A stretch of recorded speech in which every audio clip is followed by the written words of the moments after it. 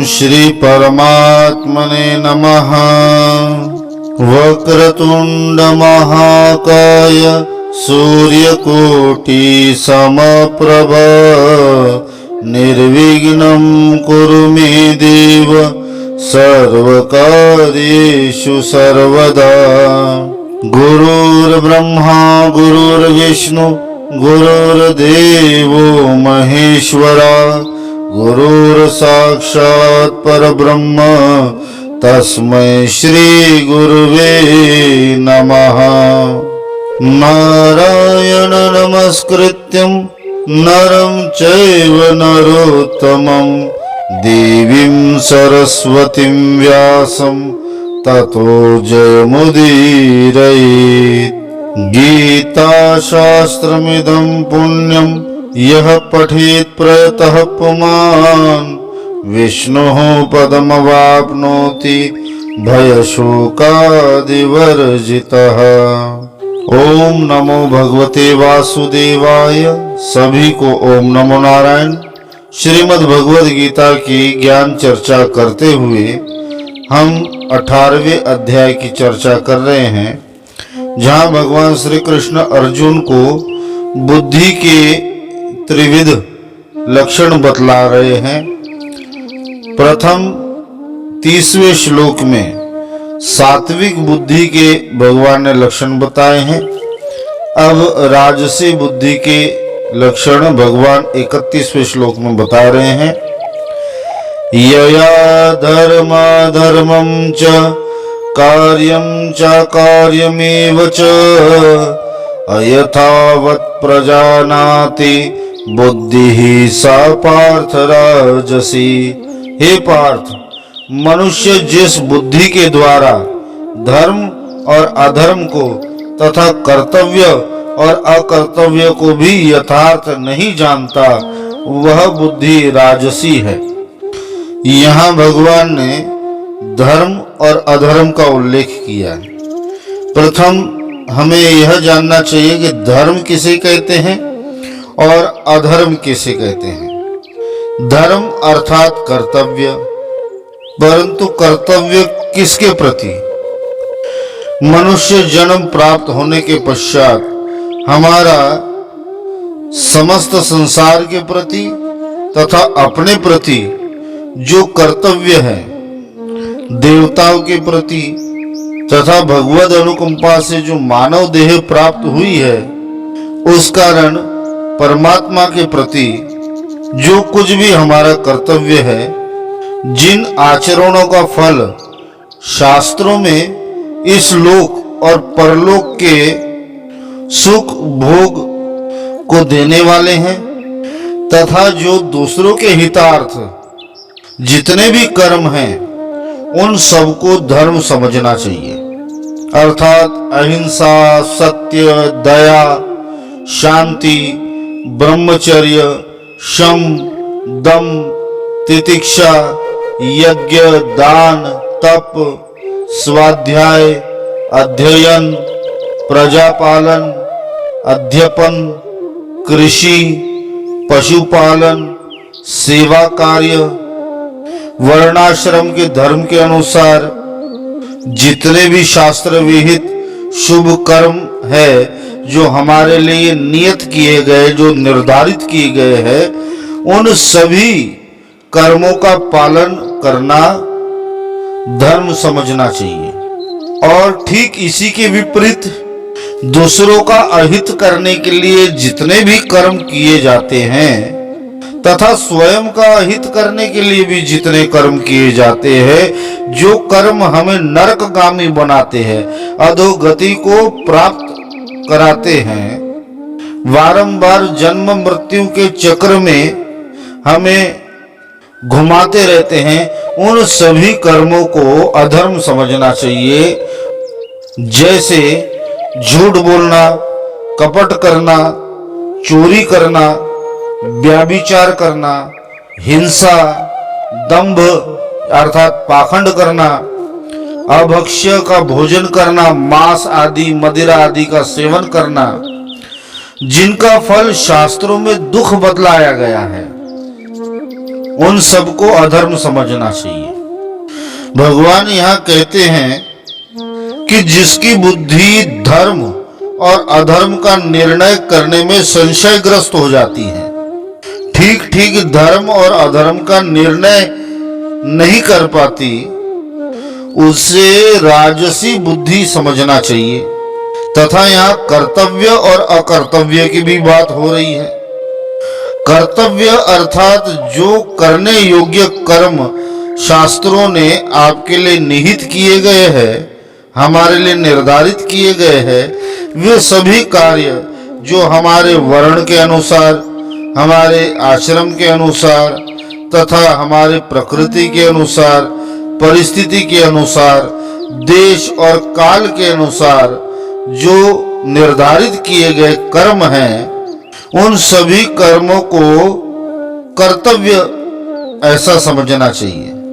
तथा ठीक इसी के विपरीत जो कर्म शास्त्रों में हमारे लिए निषिद्ध बताए गए हैं, जिन्हें करने के लिए हमें मना किया गया है, तथा जिन कर्मों को करना उचित नहीं है, पाप पूर्ण है, ऐसे जितने भी अकार्य है, उन सब को अकर्तव्य समझना चाहिए। भगवान यहाँ यह भी कह रहे हैं कि जिसकी बुद्धि कर्तव्य क्या है और अकर्तव्य क्या है इसका निश्चय नहीं कर पाती, संशयग्रस्त हो जाती है, ऐसी बुद्धि को राजसी बुद्धि समझना चाहिए। इस श्लोक का तात्पर्य यही है कि भगवान अर्जुन को कहते हैं कि जिस बुद्धि से मनुष्य ना तो धर्म और अधर्म का और ना ही कर्तव्य और अकर्तव्य का निर्णय कर पाता है, जो बुद्धि इसी प्रकार के अन्य बातों को भी ठीक ठीक निर्णय करने में समर्थ नहीं होती, वह बुद्धि रजोगुण के संबंध से विवेक में अप्रतिष्ठित, विक्षिप्त और अस्थिर रहती है। इसी कारण राजसी कहलाई जाती है। राजसी बुद्धि को ठीक करने का उपाय है संतों का संग करना, सत्पुरुषों का संग करना, स्वाध्याय करना तथा परमात्मा प्राप्ति के साधन में लग जाना। ये सब करने से ही राजस भाव त्याग करके सात्विक भाव को अंगीकार करने के पश्चात ही बुद्धि सात्विक हो सकती है। अब भगवान अगले श्लोक में तामसी बुद्धि के लक्षण बतलाते हैं। अधर्मम धर्ममीतिया मन्यते तमसावृता सर्वार्थान विपरीतांश्च बुद्धि सा पार्थ तामसी। हे अर्जुन, जो तमोगुण से घिरी हुई बुद्धि अधर्म को भी यह धर्म है ऐसा मान लेती है तथा इसी प्रकार अन्य संपूर्ण पदार्थों को भी विपरीत मान लेती है, वह बुद्धि तामसी है। यहाँ भगवान उन मनुष्यों के बारे में बता रहे हैं जो अधर्म को धर्म मानकर चलते हैं तथा समाज में ऐसे ही अधर्म की स्थापना में लगे रहते हैं। जैसे ईश्वर की निंदा करना, देवताओं की निंदा करना, शास्त्र विरोध बातें करना, शास्त्रों का ही विरोध करना, शास्त्रों को ही झूठा बताना, माता पिता और गुरु आदि का अपमान करना, वर्णाश्रम धर्म के अनुसार आचरण ना करना और वर्णाश्रम धर्म की व्यवस्था को ही नकार देना, अपने प्राप्त धन और वस्तुओं से असंतोष रहना, पाखंड करना, कपट करना, व्याभिचार, झूठ बोलना, दूसरों को दुख देना, अभक्ष्य का भोजन करना, इन सब अधर्मों को धर्म का आवरण पहनाकर जो अपने आचरण में लाता है तथा विभिन्न तर्कों के द्वारा अपनी बातों को ही सिद्ध करने में लगा रहता है और ईश्वर आराधना आदि, इंद्रिय निग्रह, विद्याध्ययन, सत्य, शांति आदि जितने भी धर्म के अंग है उनको झूठे और अधर्म मानता है। इसी को भगवान कहते हैं अधर्म को धर्म मानना और धर्म को अधर्म मानना। जिसकी बुद्धि इस कार्य में ही लगी रहती है उस बुद्धि को भगवान यहाँ तामसी बुद्धि कहते हैं। जिस प्रकार तामसी बुद्धि अधर्म को धर्म मानने पर तुली हुई होती है, उसी प्रकार अकर्तव्य को कर्तव्य मानती है, दुख को सुख मानती है, जो अनित्य है उसको नित्य मानती है, जो अशुद्ध है उसको शुद्ध मानती है। ऐसे विपरीत ज्ञान को ही यथार्थ ज्ञान मानती है। इस प्रकार की बुद्धि जिन मनुष्यों की होती है उस बुद्धि को भगवान यहाँ तामसी बुद्धि कहते हैं। ऐसी तामसी बुद्धि मनुष्य को अधोगति में ले जाने वाली है। इसलिए यदि मनुष्य अपना कल्याण चाहता है तो इस प्रकार की विपरीत बुद्धि का सर्वथा त्याग कर देना चाहिए। बुद्धि के 3 प्रकार के लक्षण बतलाने के पश्चात भगवान अब यहाँ धृति का लक्षण बता रहे हैं। अब अगले श्लोक में सात्विकी धृति के लक्षण भगवान यहाँ बताते हैं। धृत्या यया धार्यते मनः प्राणेन्द्रिय क्रियाः योगेन व्याभिचारिण्या धृति ही सा पार्थ सात्विकी। हे पार्थ, जिस अव्याभिचारिणी धारण शक्ति से मनुष्य ध्यान योग के द्वारा मन, प्राण और इंद्रियों की क्रिया को धारण करता है वह धृति सात्विकी है। यहाँ भगवान अव्याभिचारिण्या विशेषण के साथ धृत्या पद का प्रयोग कर रहे हैं। अव्याभिचारिणी धृति का अर्थ है कि साधक जिस किसी भी भाव को अथवा जिस किसी भी परमात्मा प्राप्ति के मार्ग को अथवा क्रिया को धारण करता है, अपने उस मार्ग में, क्रिया में, भाव में दृढ़ता पूर्वक स्थिर रहना तथा किसी भी कारण से, किसी भी परिस्थिति से, उस स्थिति से, उस भाव से, उस क्रिया और उस मार्ग से विचलित नहीं होना और चिरकाल तक, जब तक मनुष्य लक्ष्य तक नहीं पहुंच जाता, उस भाव को एकाग्रचित करके उसी में साधनारत लगा रहता है, उसी को अव्याभिचारिणी धृति कहते हैं। कई ऐसे हैं जो थोड़े दिन किसी की पूजा कर ली, जो थोड़े दिन किसी और की पूजा कर ली, जिनके इष्ट नित्य बदलते रहते हैं, जिनकी धारणाएं बदलते रहती हैं, जो निरंतर अपने मार्ग का चयन नहीं कर पाते, संशयग्रस्त होते हैं, जो मार्ग बदलते रहते, वे कभी एक लक्ष्य तक पहुंच नहीं सकते। ऐसी जो धृति है उसे व्याभिचारिणी धृति कहते हैं।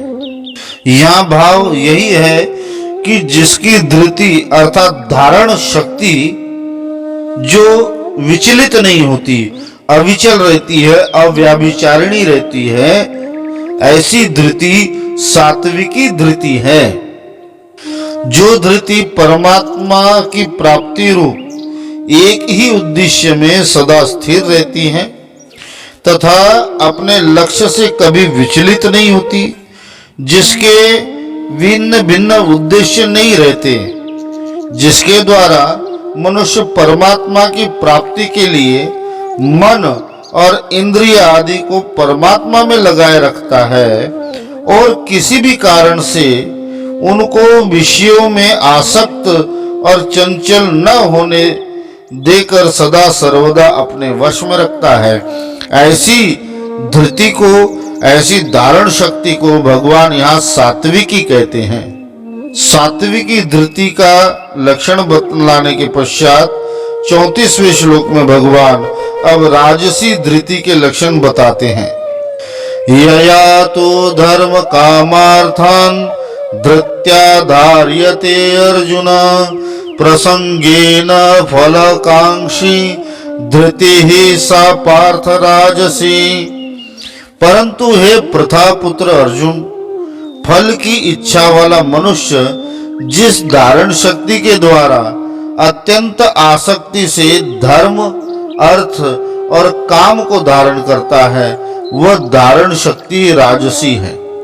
यह राजसी धृति का लक्षण बतलाते हुए भगवान फलाकांक्षी पद का प्रयोग कर रहे हैं। फलाकांक्षी अर्थात किसी भी कर्म को करने से पहले उसकी फल की जो आकांक्षा करता है, ऐसे फल की आकांक्षा करने वाले सकाम मनुष्य को ही फलाकांक्षी भगवान यहाँ कह रहे हैं।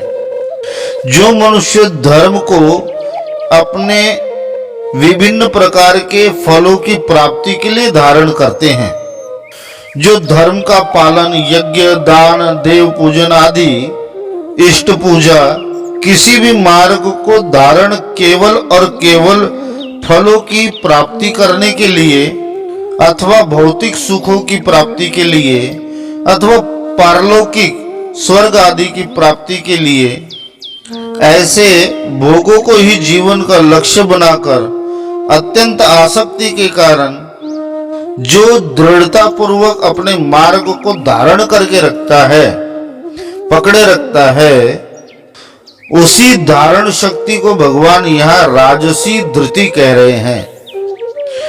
ऐसा व्यक्ति मोक्ष के लिए, मुक्ति के लिए प्रयत्नरत नहीं रहता।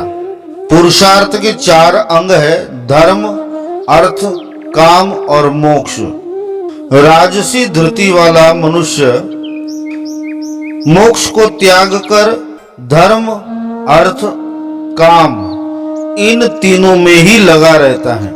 ये सब रजोगुण के ही कार्य है और मनुष्य को कर्मों के द्वारा बांधने वाले हैं। भगवान कहते हैं इसलिए यदि मनुष्य अपना कल्याण चाहता है तो अपनी धारण शक्ति को सात्विकी बनाने का प्रयत्न करते रहना चाहिए। राजसी धृति का लक्षण बतलाने के पश्चात 35वें श्लोक में भगवान अब तामसी धृति का लक्षण बताते हैं। यया स्वप्नम भयम शोकम विषादम मदमेव च न विमुच्यते दुर्मेधा धृति सा पार्थ तामसी। हे पार्थ, दुष्ट बुद्धि वाला मनुष्य जिस धारण शक्ति के द्वारा निद्रा, भय, चिंता और दुख को तथा उन्मत्तता को भी नहीं छोड़ता अर्थात धारण किए रहता है, वो धारण शक्ति तामसी है।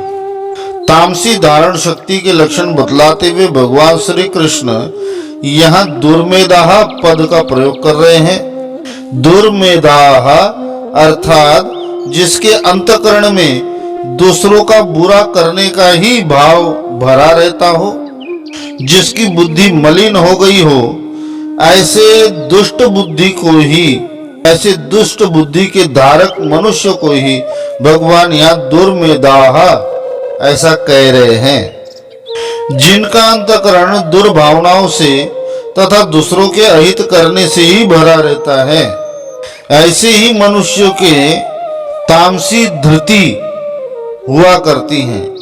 उनकी धारण शक्ति पूर्ण रूप से तामसिक ही रहती है। भगवान यहाँ कहते हैं निद्रा, भय, चिंता, दुख तथा उन्मत्तता को भी नहीं छोड़ता। निद्रा के भेद है स्वप्न तथा सुषुप्ति। यहाँ तामसी धृति वाले निद्रा में भी स्वप्न लोक की ही सैर करते हैं। सुषुप्ति तथा तुर्यातीत अवस्था निद्रा में उन्हें प्राप्त नहीं होती। उनकी मन और इंद्रियां तमोगुण से आच्छादित हो जाती हैं। धन आदि पदार्थों के नाश का उनमें सदैव भय बना रहता है। रोग और मृत्यु का भय तथा दुख से ग्रस्त सदैव उनका चित्त विचलित रहता है। उनके मन में सदैव अनिष्ट की आकांक्षा बनी रहती है। अंतःकरण में व्याकुलता और घबराहट जिनके भरी रहती है, ऐसे अंतकरण वाले मनुष्य को भगवान यहाँ तामसी धृति कहते हैं, अर्थात तमोगुण को जिसने दृढ़ता से धारण कर लिया है। जिस धृति के कारण, धारण शक्ति के कारण मनुष्य अपने तमोगुण के स्वभाव को त्याग नहीं सकता, उस धृति को तामसी धृति ऐसा भगवान यहाँ कहते हैं। यह तामसी धृति स्वयं के लिए अनर्थकारी है। दुर्लभ मानव जन्म प्राप्त होने के पश्चात इस जन्म को व्यर्थ गंवाने वाली, नरकगामी बनाने वाली, अधोगति प्राप्त कराने वाली यह तामसी धृति है। इसलिए भगवान यहाँ कह रहे हैं कि मनुष्य यदि अपना कल्याण चाहता है तो तुरंत इस तामसी धृति का परित्याग कर दे और भगवत प्राप्ति के मार्ग में लगकर सत्पुरुषों का संग तथा सद्ग्रंथों का अध्ययन, अध्यापन आदि करके परमात्मा प्राप्ति के साधन में लग के अपनी धृति को सात्विक धृति बनाने का प्रयत्न करना चाहिए। आज के लिए इतना ही। ओम नमो भगवते वासुदेवाय। हरि ओम तत्सत, हरि ओम तत्सत, हरि ओम तत्सत।